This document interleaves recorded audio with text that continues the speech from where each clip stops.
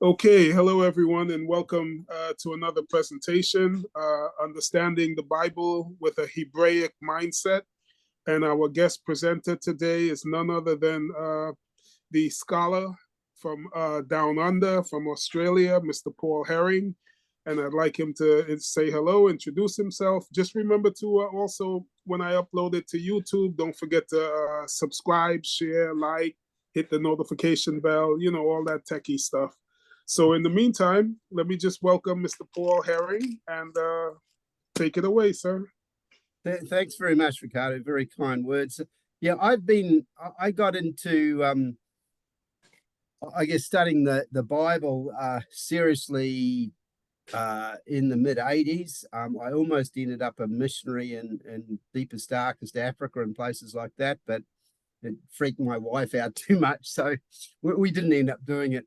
It was probably for our benefit because I would have had to have learned how to weld the axle on a Land Rover or something, and I've never been that good practically. So my dad was a panel beater his whole life and an inventor, built boats and all sorts of incredible things. But I've always been more into the theoretical academic stuff. So I've trained, got a few degrees in physics, and I've been a teacher all my life, mostly taught computer science, physics, and maths.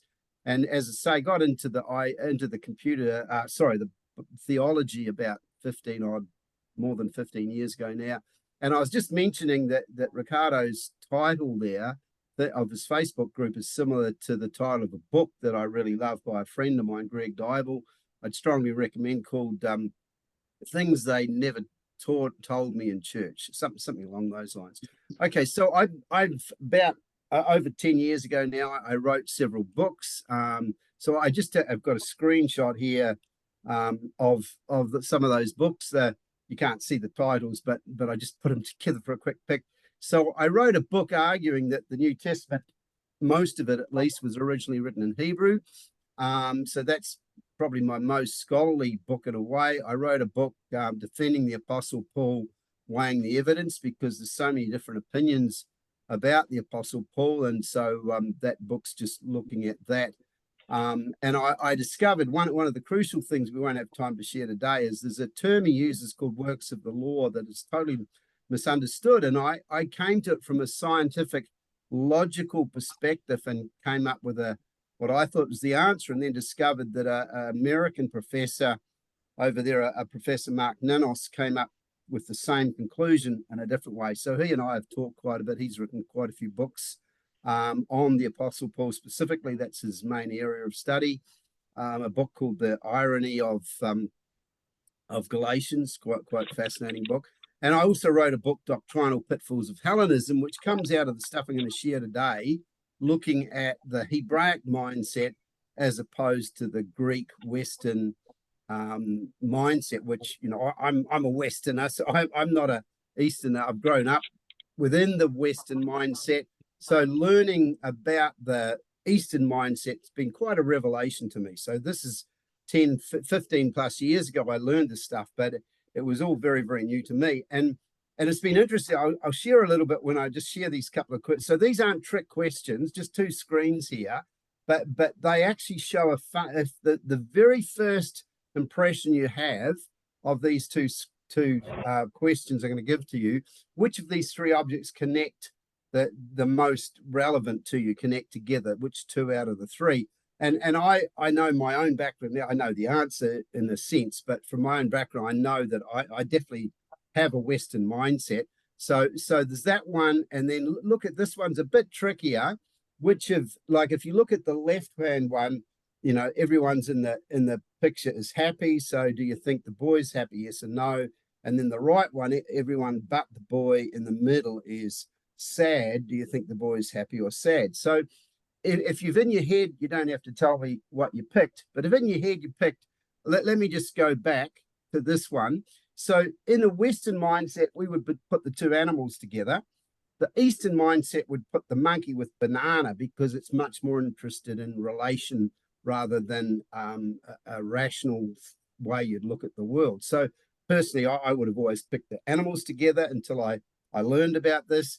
And then this one, again, in the Eastern mindset, And I'll say what that is in a second. The boy in the left-hand one is happy because everyone else is happy, but in the right-hand one, he's sad because everyone else is sad. So that's a hint of what the Eastern versus Western mindset actually entails.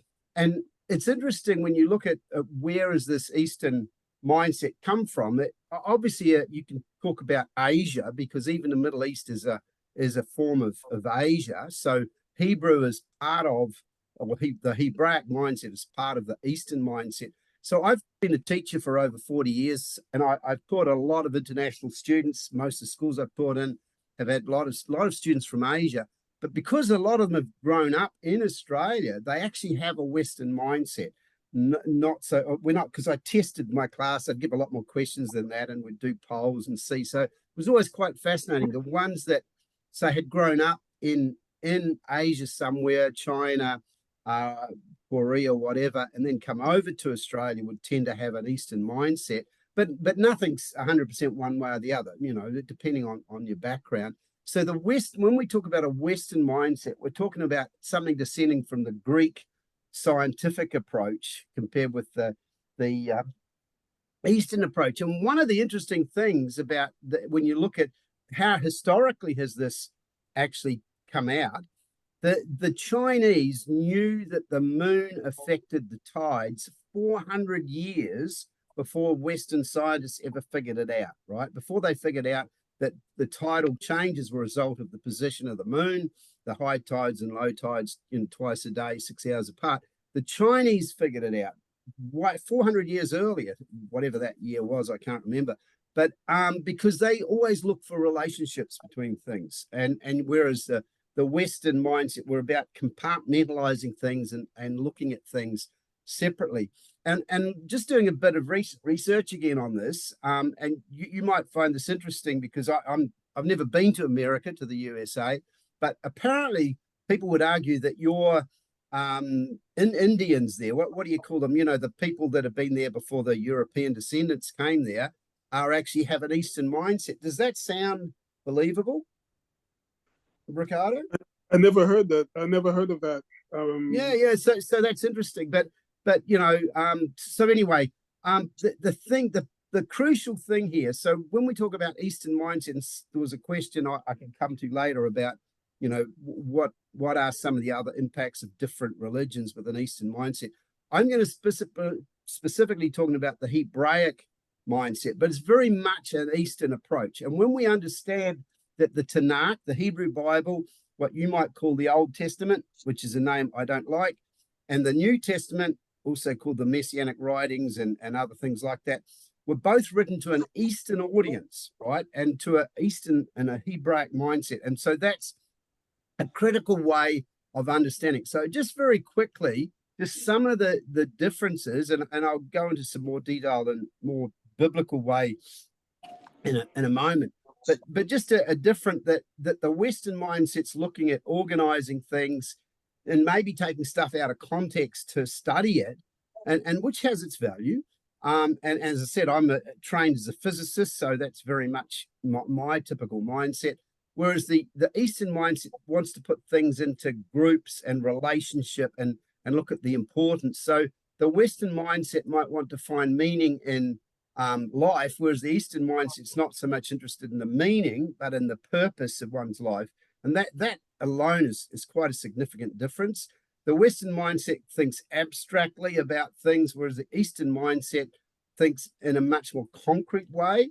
And we might tend to think that thinking abstractly shows a greater intellect, but I'm not sure that. So Piaget, if you ever studied teaching, we learned about Piaget's model of the way we develop as children, and we're about the age between 12 and 14 when we start to be much better at abstract thinking. So a suggestion that being able to think abstract is more intelligent isn't necessarily so, but that's another difference. And so even this way of looking at it, if you've got a Western mind, you might think, if I can get in your head, I can capture your heart.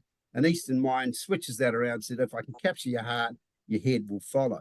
So a Western preacher might say, do you believe this? But an Eastern, say a Jewish rabbi, whatever, might say, will you practice this?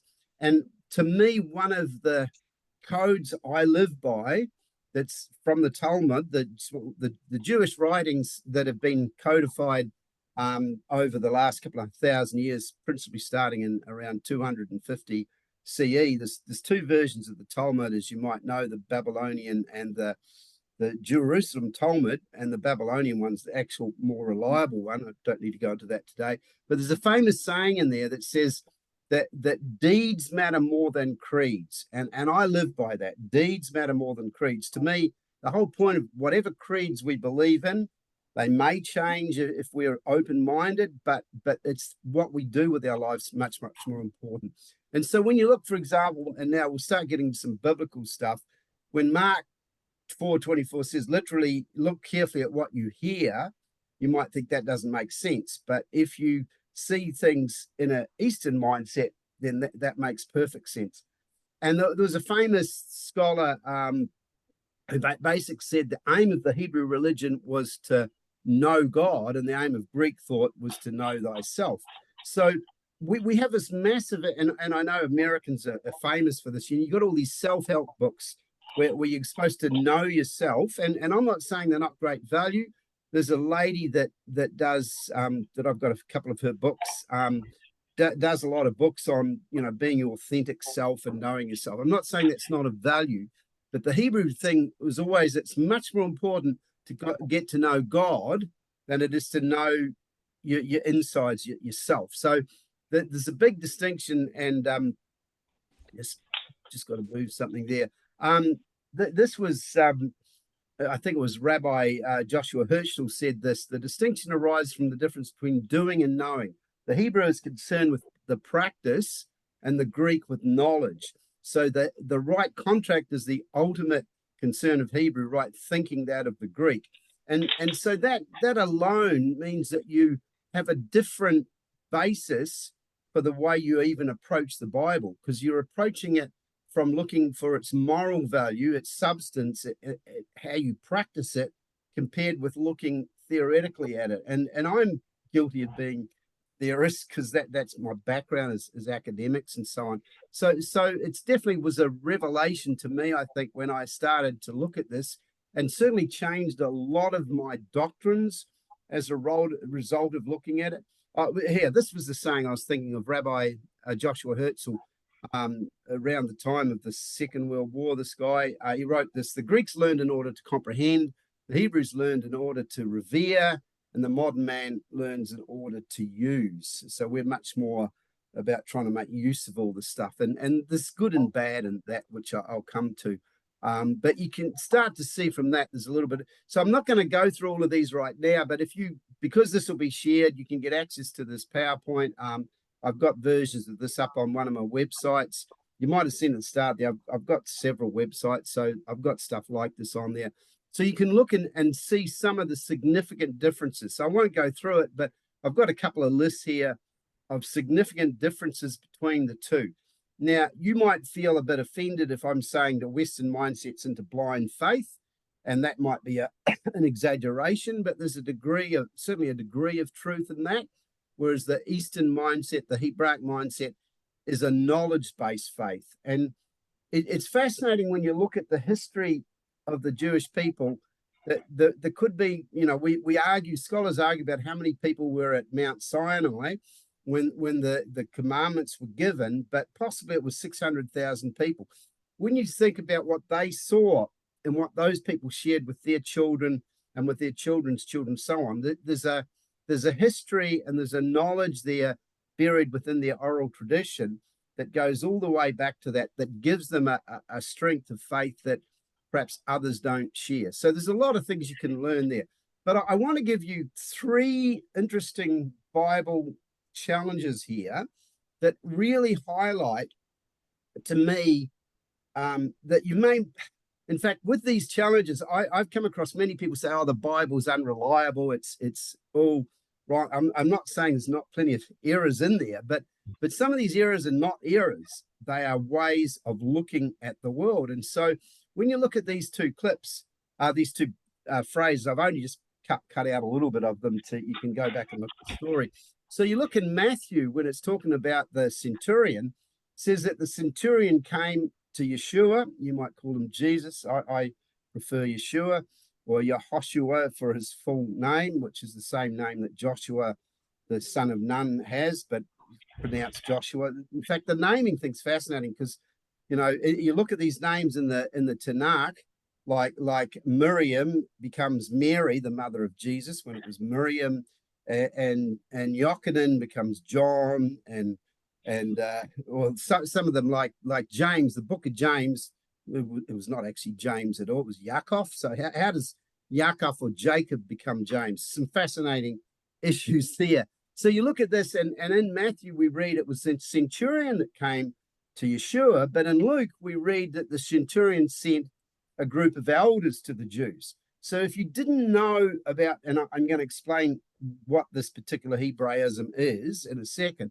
and when I use the word Hebraism, that means a Hebraic approach or way of looking at something that you may not be aware of, but that is very much not a Western way. Because in Western thing, we would look at those two and say, well, that's one of them's wrong. It was either the elders that came to the Jew to Yeshua, or it was the centurion himself. So that would be our approach typically. But the Hebraic approach sees no problem, and I'll explain in a minute what the difference is between those two. But I want to show you three of them first.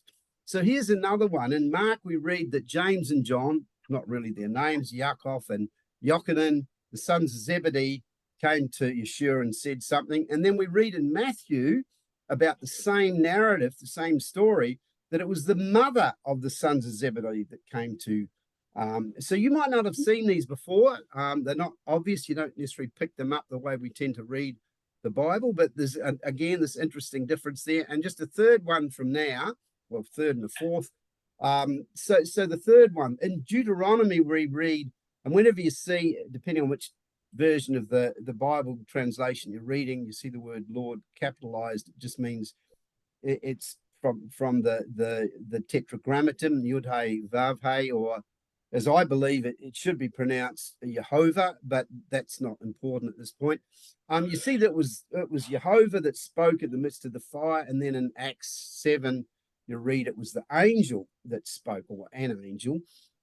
And then also, if you look at Acts 12:7 verses 12-17, you read in one that Peter says it was an angel, and in the other he says it was God. So what's going on there, right? So this is a Jewish and Hebraism of agency, the idea that a person can act with the authority of the principal agent on their behalf. So when someone's given full authority to act on their behalf, it is as if they were the person was there. So go back to this one.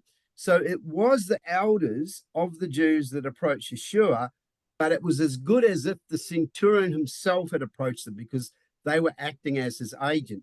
In this one, it was the mother of the sons of Zebedee that approached Yeshua again, but as if she was acting on the behalf of her sons. And similarly here, it was an angel that really spoke out of the fire, but acting on behalf of the Almighty, and similar with Peter in jail. So just one other example for now, when who was it, when Abraham, however you prefer to say it, Abraham, when he sends his servant to find a wife for Isaac or Yitzhak, the servant acts with full authority of Abraham to find the wife and negotiate and bring her back to Isaac. And just as a fascinating aside, that's the first time in the whole of the Bible we read about two people and how they become married. And it's interesting to reflect, they become married because they go into his tent and consummate the marriage.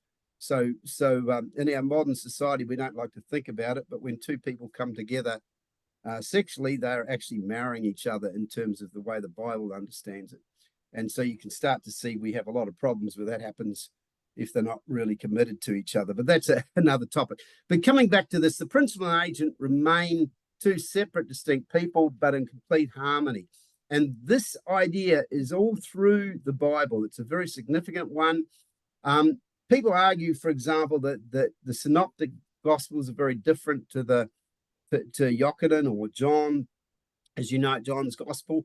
But I wrote a whole article, and again, this can be up on the website, on Ricardo's YouTube or website, whatever. I could share it in the chat, these links as well.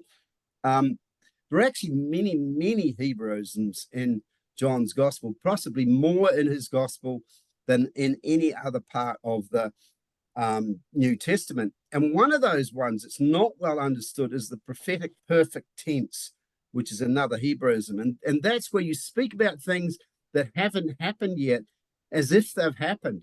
And that can really catch people out. So if you go back to just a couple of examples on that, in Isaiah 5:13, we have a statement here that's written before it actually happened, right? So it's saying, my people have gone into captivity before it actually happened. From what we understand of when that was written, and there's a lot of debate amongst scholars, unfortunately, a lot of poor debate amongst scholars about Isaiah, and they write it two different versions, parts to Isaiah, and argue it was written much later. Like most of them can't cope with Daniel because they think it's too amazing. It could not possibly have been written when it was because of the prophecies in it being too incredible and so on. So, you've got to be careful with too many academic scholars who don't want to believe anything. But so this we understand was written well before they went into captivity, but he writes as if they'd already gone into captivity. And similarly with Isaiah 9:2, again, he writes, people of living in the darkness have seen a great light. Now we would understand what that refers to. Well, it wasn't there at the time. And similarly, Isaiah 11:9, we're talking about the coming age, the alam bar, the kingdom of God, still very much a future thing. So speaking as if these things had already happened. Now this happens a lot, and I'll just pick a couple of examples, but it actually happens a lot in the New Testament. So again, we can get things wrong, and so some of you may be preterists or partial preterists or full preterists. I've argued a lot, written a lot of articles on preterism. I have major problems with it personally. And I think one of the issues is not understanding the prophetic perfect tense, that particular Hebraism can lead people down that path of preterism. So here's one where Ephesians 2:6-7, if you never noticed, it said that God raised us up with Messiah Yeshua and seated us with him in heaven. And yet we read in Colossians 3:1 that things are above where the Messiah is sitting. Clearly, that's not where we are. So you can see that there's a significant difference there, that Ephesians 2:6-7 is using this classic Hebraism of prophetic perfect tense. So just to pause for a second there, my contention is that when we learn Hebraisms, there's a lot of things that come out to us, possibly more in the New Testament than the Tanakh, but things that you may end up needing to reevaluate some of the understandings you have that have come out of a miscomprehension or misunderstanding of these. Now, there's a lot of stuff that's very easy to understand in the New Testament, but I think there's some really critical, important documents to understand. But I think even more so when you see that the story has been shared to us, and the Bible is 70% plus narrative, right? So we learn a lot from the narrative in the Bible. For example, it's amazing to do a study on the life of Rebecca, and the story and what actually happens to her. There's a famous saying, Yeshua quotes it, that what basically what you give out, you'll get back. That it'll be given back to you measure for measure. And if you've never reflected on this, very, very sad for Rebecca. She lies to her husband about her two sons and the whole issue there. If you've never thought about it, go back and reread passages. She loses her relationship with her youngest son because of her lies. So she pays a very, very high price for what she did. She didn't trust God enough. She'd been promised that her youngest son, would inherit. So we know that the descendancies of the Jewish people come through that line of Abraham, Isaac, and Yaakov, or Jacob. But she lied because she favored Jacob, maybe for good reasons, but she loses a lot. And that's a narrative, a story that should help us, teach us to live right. So to me, all these stories are about how do we live better lives? How do we live more in touch and in tune with God. So it comes back to my loving that phrase, deeds matter more than creeds. So in my book, The Doctrinal Pitfalls, I address some of, in fact, I call it volume 1 because I'm in the middle of writing a second version with some of the others I've never quite finished. I've been on a bit of a sabbatical for a bit now since I moved, so I haven't written as much as I used to. But in that book, I look at how those Hebraisms have led to some flawed theology and what we can do about that as well. So I would argue that Yeshua was not a theologian in the sense that any of us might be, because he experienced truth rather than thinking about and arguing about truth as I am doing right now. And some of the fascinating things that I really like about this is, and this was from I mentioned the Babylonian Talmud earlier, that is forbidden for a man to enjoy anything of this world without a benediction. And if he enjoys anything without a benediction, he commits sacrilege. So one of the outcomings of this is this idea that when you first get up in the morning, you thank the Almighty that you woke up. No, it's a pretty simple thing. Or even when you go to the toilet, you thank him that you're able to go to the toilet. And in fact, if you go to the toilet and you don't experience pain doing it, you probably never realized you should be very thankful for that. Because my wife, who's not there right now, my wife has had pudendal neuralgia for 14 years, and she has extreme, constant, chronic pain that most people commit suicide when they get, and going to the toilet is a massive, massive problem for her. It flares her up. There's a famous song that sort of is quite fitting about the pain of something like that. So we often don't appreciate the blessings that we have. And I've moved to a place I call Paradise. I live in this amazing property. It came out of really bad times. People did evil to me, and it resulted in this amazing blessing from the Almighty. So every time I enter my property, I try to remember to bless him for what incredible blessings he's given to me. And that fits with, the Apostle Paul saying in 1 Corinthians 10 there, so whatever you eat or drink or whatever you do, do all to the glory of God. So praise God for everything. So that is a Hebraism. It's a Hebraic way of looking at the world.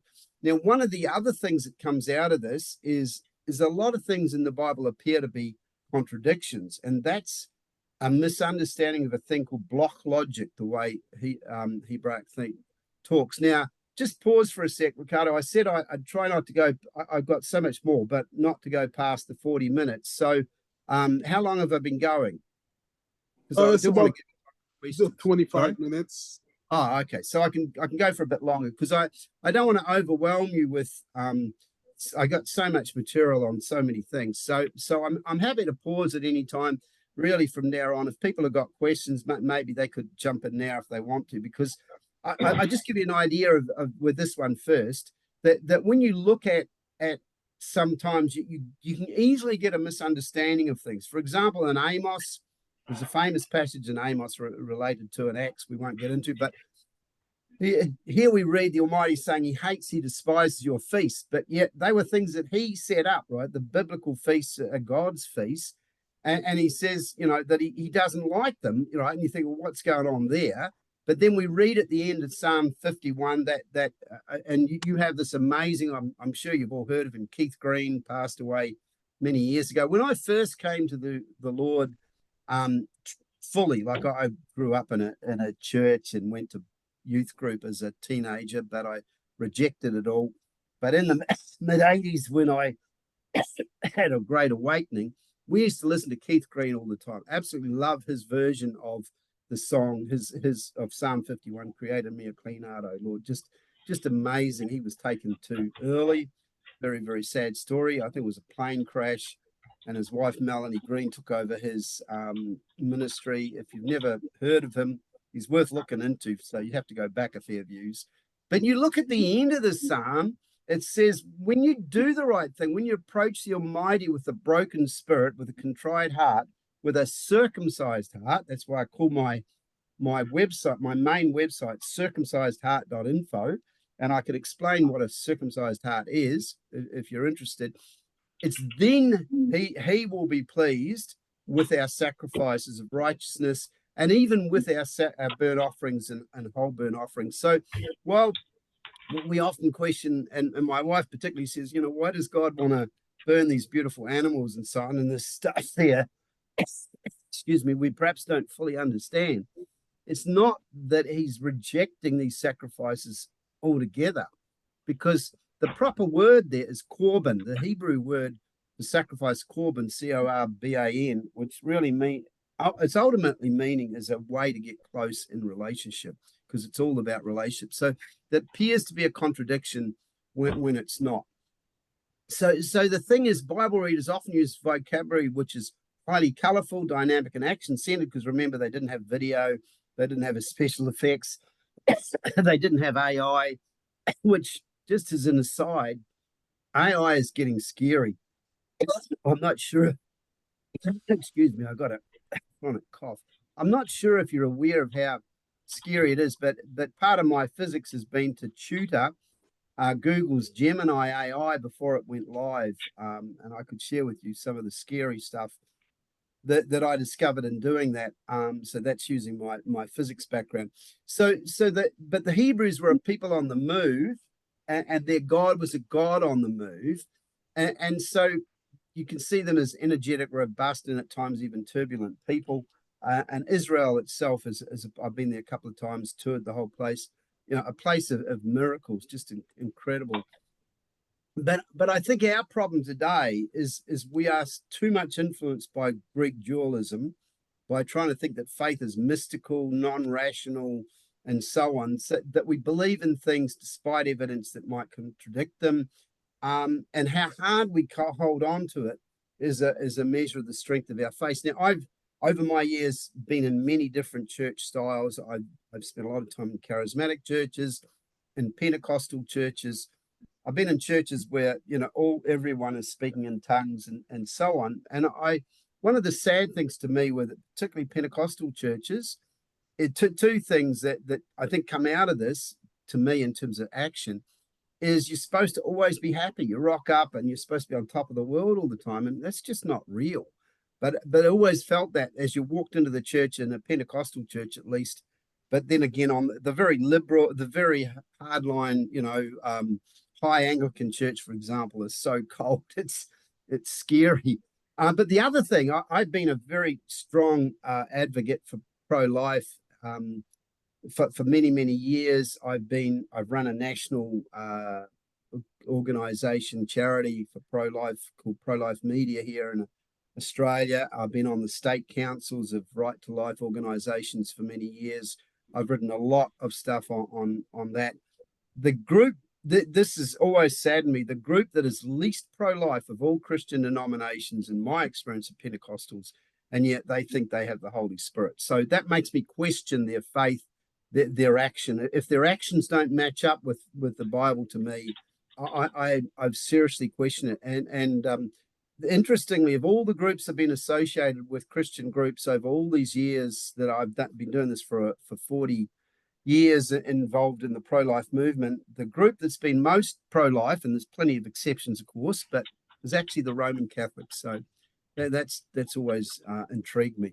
So I might actually stop there. It's a good point. There's a lot more, and I can share this PowerPoint, but I'm certainly very open to any questions people have got. So would that be a good place to let people ask some questions? Yeah. Sorry, Marty. I just want to mention, if you also want to flip through your slides, so at least we can record your slides on the screen as well. Okay, that's a good idea. All right, I'll go through them pretty quickly then. It won't take too much longer. And you can, as you say, you can record them. I never thought of that. So in our Western approach, we've almost seen that faith being opposition to reason. And I certainly don't like that thought. As a scientist, I want to have evidence for my beliefs. In fact, to me, the best book ever written to prove the existence of God was written not long ago by a guy, Stephen Meyer. I'd have to look it up. I've forgotten the title of it right now. He only wrote it a year or two ago. Absolutely brilliant book.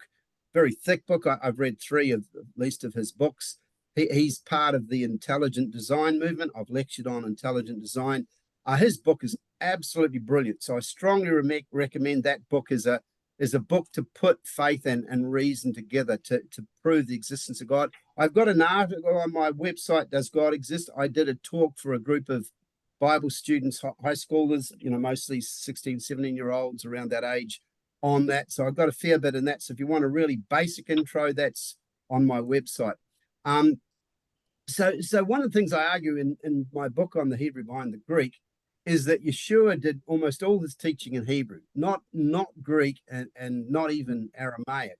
And so this comes out of this Hebraic. I mean, it doesn't have to go together, but it's part of the Hebraic mindset. And there's so much evidence now for this that's been discovered, not just the Qumran scrolls, the Dead Sea Scrolls, but lots of other things. When they've gone back and looked at the books of Ben Sira and 1 Maccabees and so on, discovered almost all these books were originally written in Hebrew, but the Hebrew continued long after Yeshua's day. The Bar Kokhba revolts of around 120 CE. So you're talking, almost a century after Yeshua. They were still generating Hebrew coins back then and speaking in Hebrew and so on. All the parables right up until the 5th century CE were written in Hebrew, though the wording around them, where they were placed in the books and the text that they were put into might have been in Aramaic. The actual parables themselves were always in Hebrew. So all the popular sayings, every single one of them that were popular sayings, and Yeshua used a lot of them. I strongly recommend, to me, the greatest scholar of our century on Yeshua was a Hebrew scholar from Hebrew University in Jerusalem, Professor David Flusser. His books are incredible. I think he had a more intimate understanding of who Yeshua was as a person than anyone else I've ever read. At the same time, I would argue that Professor Mark Nanos, who's still around somewhere in America, would, to me, be the best scholar today on the Apostle Paul. So he would argue that everything that Yeshua said actually could be found in earlier writings, such as some of the ones I've mentioned. I might have some others listed here. In one of my articles, I go through some of those and pick out some of those writings, and you can see the similarities. So he did a great study on that, just amazing stuff. And there's some very, very subtle stuff in there too, that Yeshua mocked the Essenes, and that's not easy to see. The Essenes were ridiculously ritualistic, right? To the point where the Essenes, in that they basically were in Qumran there, exiled from Jerusalem. If they poured water from a vessel into another vessel, then they thought this was pure water, and then they discovered the vessel they're pouring the water into was impure based on ritual understanding. Then the vessel they're pouring it from is now also impure. I mean, okay, maybe they're right, but it just seems totally over the top to me. So I believe Flusser points out how Yeshua mocked their position and their arguments. So there was a lot of things like that in the set. So this is talking about the fall of Jerusalem in 70 CE, where the Hebrew is being used here in a clever way, in a way that can't work even in Aramaic, let alone Greek. So there's the saying that is in Luke 3:8 as well. God is able to raise these stones up as sons to Abraham. Actually is a similar sort of saying. It comes from this Hebrew wordplay that just does not work in Aramaic. So people who argue that he spoke Aramaic, things like this just don't work in Aramaic. So we're going right back to the Hebrew. In fact, as I mentioned in my book on the Hebrew and the New Testament, that a lot of the Hebrew rabbis back in Yeshua's day were so anti-Aramaic that while they would allow people in the synagogue to paraphrase things in Aramaic, they wouldn't let them write, they wouldn't let them have any Aramaic writings in their synagogues at all. It all had to be in Hebrew. So when Yeshua gets up in his local synagogue and opens Isaiah and reads from it, he was reading from the Hebrew, and that alone is fascinating because there's been some changes in that text that's quite interesting. So there's so many other Hebrew phrases, and when you think about them, they make sense. To look is to lift up your eyes. To be angry is to burn in one's nostrils. To disclose something is to unstop your ears. To have no compassion is to be hard-hearted. So some of these sayings come through today. Most of us would understand to be stiff-necked is to be stubborn. To ready or brace yourself is to gird up your loins. When you reflect on these, you probably instinctively do know a lot of these sayings, but to set your face to go is to be very determined. So there's so many sayings that come through that you've probably never thought of because you just take them for granted. But these are Hebraisms. But there's also, as I said, this idea of blocks of thought. Marvin Wilson wrote a great book. I read that 15, 20 years ago, so I don't remember that much in that book right now. But he also exposed this idea of this block logic, the block way of thinking. So you got some interesting things like the last shall be first and the first shall be last, things that almost don't seem to make sense, but when you study them, they make perfect sense. But one of them I've got here, this was one that was often argued about, that the Pharaoh he hardened his own heart, and then another page you read where it was the Almighty hardened his heart. So understanding how those two are not in conflict is part of a Hebraism as well. That the Almighty is a maker of evil is hard to understand. Why does God permit evil? That is called the whole question of evil is called theodicy, the study of theodicy, God and evil together. It's one of the most challenging things. My recommendation, the best book on that is by a Harvard physicist who's also a theologian, Gerard Schroeder, wrote some great books on Genesis as well. But he wrote a book, God According to God. And it's hard to explain, but in terms of addressing why does God permit evil, I found that book better than any other I've read on that topic, and I read a lot. How can Yeshua be the lamb and the lion at the same time? This idea of utter darkness in a lake of fire. Fire is obviously not dark, if you haven't thought about that. If you're burning in a fire, there's definitely light there, so how can it be utter dark? So there are actually many of these sort of things, like the whole Calvinism idea of pre-existence. Calvin was if you ask me, Calvin was an evil man. Back in his day, there were three main leaders of the different groups of if you like, Christians. The Zwingli, I can't pronounce his name right now, Switzerland. It was Luther and Calvin, and all three of them were nasty people. They hung people, they drowned, they threw people with rocks in them, like into the water if they didn't believe what they were supposed to believe. They burned people at the stake, like Michael Servetus. Some pretty nasty stuff. But so Calvin misunderstood this and argued for predestination, his tulip principle. If you've ever studied the TULIP and what that stands for, if you find your life, you will lose it. When you study these things, it makes sense. There are many things that don't seem to make sense on the surface until you get into understanding these Hebraisms. When you're weak, you're strong. That's another classic. If you lift yourself up, if everyone who exalts himself will be humbled, and he who humbles himself will be exalted. I think that one is a bit easier to grasp. The Messiah is a peacemaker, and yet he comes with a sword. The preacher. Now, this one, before I was truly a believer, I used to argue with my sister that this one made absolutely no sense. And so to a non-believer, this really is a tricky one. At the time, I wasn't convinced, but I think I can understand it now. If you ever wanted my explanation of that, the preaching of the cross is foolishness to those who are perishing. So how do you go from being perishing, if you're perishing because you don't believe the cross? How can you ever be saved by it? Because you're on the way out. You're losing it. Like, how does that work logically? Dealing with fools, is another interesting one. So, remembering right from the start, I said that Hebraism's about trying to know God, not know yourself. So it's not that you don't necessarily need to know yourself, but that's not certainly the focus of a Hebraic approach to God. And an outworking of Hebraic approach is that you do the right, your actions are important. And there are many issues that are not well understood. Like where Yeshua brings up that there are conflicts in the commandments, in the moral code of the universe, if you like. For example, if you're Jewish, you're supposed to circumcise your male child on the eighth day, on whatever the eighth day after their birth.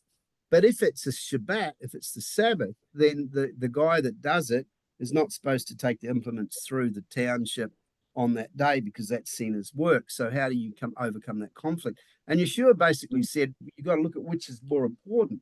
So if the child is healthy, then circumcision is making them part of the tribe, and is therefore more important than the issue of the work on the Shabbat. So therefore, if he's healthy, that male child gets circumcised on Shabbat.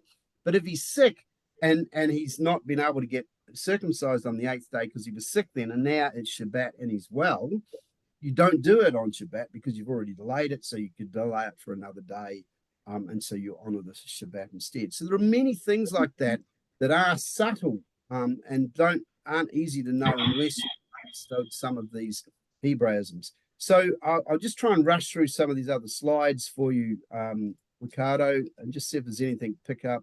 Oh, this one to me always mattered a lot, going right back to Abraham and to Caleb and who are we thinking about? Adam's children, sorry. Going back to his two children. He who destroys a single life is considered as if he has destroyed the whole world, and who saves a single life is considered as having saved the whole world.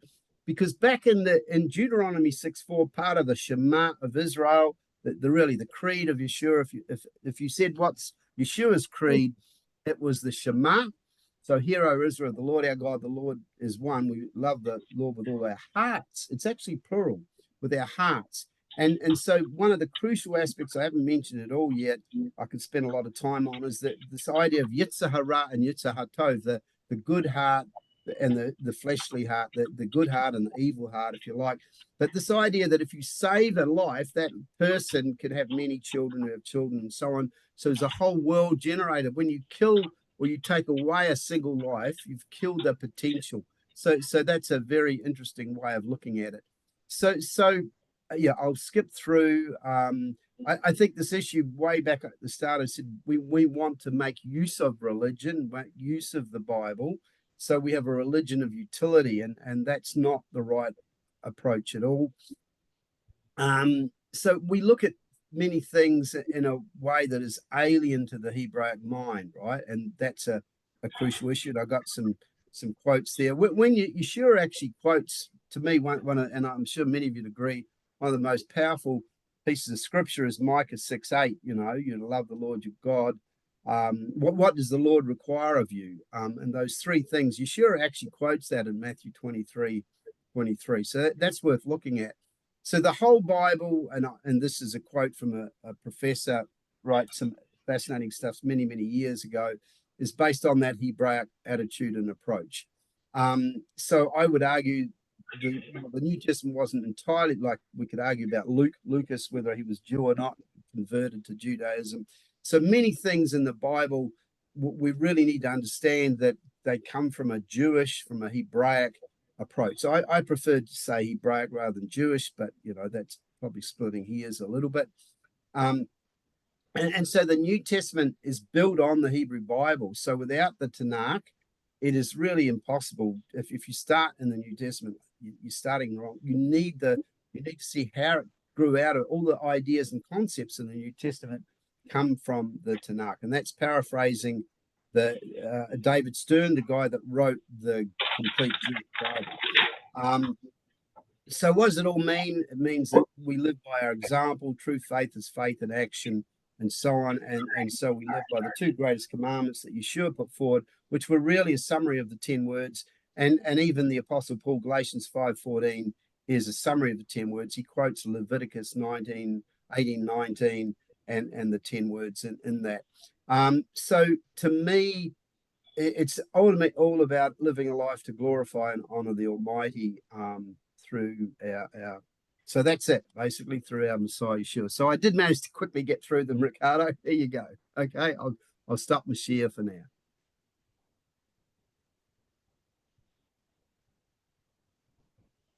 You're Over to muted. you. You're muted, Ricardo. I'm muted, am I? Shucks. Sorry about that. Sorry about that. Thank you. I That's was right. I turned it off my mute not to interrupt, but it's a very good presentation. It's very appreciated. I'm glad you got the slides in. So if anyone wants to watch it afterwards, they can pause, go back, rewind, and so forth, and take their time reading the slides as well as your presentation. Thank you. Yeah. I know Marty had a couple questions or comments. Jump right in, Marty. Oh, by the way, Marty and Hillary is on the Zoom as well. So you have a couple guests that's going to be asking you a few questions. Cool. Yeah, go for it, Marty. Marty, yeah. I'm from Nebraska. It's the middle of the United States. So hopefully you can hear me okay. Yep. No, I would like to have your information so I can go to some of your websites and look at stuff. The encouraging thing for me is about quite a few slides back when you said, 3 years ago, I started studying by subject or topic or words. So what I did is I started with the presupposition that whatever I believe is wrong, whatever everybody else believes is correct. So I started topic studying, reading through the Old Testament, the New Testament, and also I was raised as a New Testament believer. So when I started going back to the Torah, I've been working to read through it on more of a regular basis. So I need to get caught up. See, right? And like the example, I like using the example when Yeshua called out of his disciples, he called out 12 men for apostles. Yep. And and I know what the definition of, but I want to know what Yeshua, why he called them out. He actually had 14 men because he had 2 backup, and then Judas killed himself and stuff. And so they were to be a witness from the time the dove came to him to the time his ascension and stuff. And then I know even Paul had made a statement in there that he said, some say that I'm not an apostle. Well, Jesus in Revelations 2:2 says that there are people who claim to be apostles that are not. And so to me, that helped me to understand stuff, because Paul could never tell you what Jesus was like when he raised or fed the 5,000 or seen his resurrection or seen him on the cross. He actually cannot follow that stuff, see? And so that's helped me. So when somebody says, I get on and follow YouTube, some people say, well, I'm apostle so-and-so. I'm going, okay, I have a little hard time with that. And when you're talking about the Pentecostal, my aunt, who is a Paul follower, and I said, no, you're not, because Paul says women are supposed to be quiet. You're a pastor in a church. And so I said, you don't even follow his own teachings, see? And she's old school Pentecostal. I mean, literally, you go through the hug line, and the pastor's got to yell and spit on everybody. Nobody sits in the front row and stuff. So, but no, the Hebrew, the whole thing is, that's where I go to the prison ministry once a month. And so when I share with people, that I try to bring, no matter what the subject is, you have to be careful when you're in prison there too, you don't get kicked out of it, So, but I try to share with them, what was it like when Yeshua was sitting here, like example, when they talk about, they brought the woman out caught in adultery. Well, I started looking that up now that I'm understanding the Torah. I looked it up, and Yeshua used the law to let her go. Legally, he could not stone her because the man wasn't there with him. The man who without sin. But I've heard all this grace teaching about it. But now that I understand it, I've been explaining to my aunt. Well, she won't talk to me anymore now. But once I understood the New Old Testament, now I'm starting to understand the New Testament. And what you're saying is encouraging me I need to keep going that direction. Absolutely. Just a couple of things there, Marty, that you mentioned that grace, right? Grace is so totally misunderstood by the church. So I wrote an article. I've just put the link to my main website in the chat box there, circumcisedheart.info. I've been doing I got a couple of blog sites as well. So I tried to write an article on the Torah portion each week. I haven't quite got there yet, but and on other things. So I wrote some short articles in my blog. I got 2 main blog sites, but I wrote an article on grace because grace is so misunderstood Agreed. when you look back at the Hebrew origins of what grace actually is. So I do recommend, I've got an article about Amazing Grace there that have a look at that. And you said the word Torah. I possibly didn't even mention it, but I'm very much into Torah, right? That's one of the things that came out of understanding Hebraisms was very much moved me towards Torah and understanding Torah.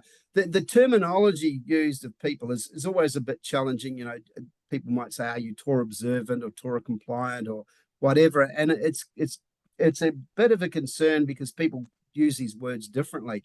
But to me, the 10 Commandments, which I call the 10 words, are the core moral code of the universe, right? And so everything else flows out of them. And in amazing ways. For example, the 10th word, right, which says essentially a part of the 10th word is that one is obviously not to lust after another man's wife, right? So if a man's married, but the corollary of that is fascinating. So in America, you have a marriage counselor, a very famous guy, Rabbi Shmuley Boltiak, who wrote a book called Kosher Lust, Love is Not the Answer.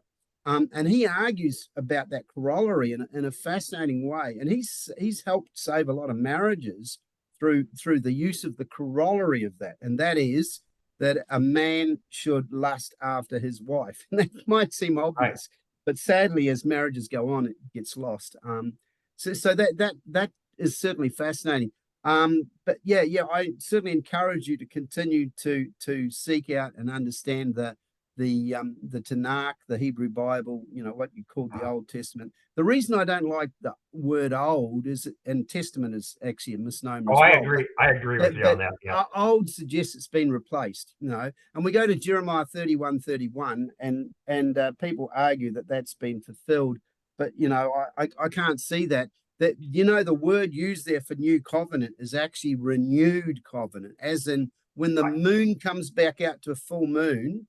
It's a new moon in quotes, but it's actually a renewed moon. It was there before. So the covenant to come in the kingdom of God is actually not some totally new thing, but it's a renewal thing, and that's significant. But look, I'm sorry, Ricardo. Thank you. I have to go. I might just quickly put in the chat thing that other site I mentioned, if I can spell it right. Or if you can send it to Ricardo, and he can. I'll do that. Yeah. So Global Truth International. Just very quickly before I go, I'll mention how this site came about. I ended up doing this site, Global Truth International, with a pastor in America, a guy, Aubrey Burt, Indiana, I think he came from. I don't even remember how we got together, but we started doing a regular weekly thing for a while, podcast, where he would send me a heap of questions and I'd answer them. We discussed them. We had a lot of fun on that, but sadly, we also end up having a bit of a fallout. But I've kept the site going anyway. So thank you for your attention, Hillary and Matt and Ricardo, and maybe we can do this again sometime. But I'm sorry I've run out of time. Thank you, Paul. Oh, that's wonderful. I'll share your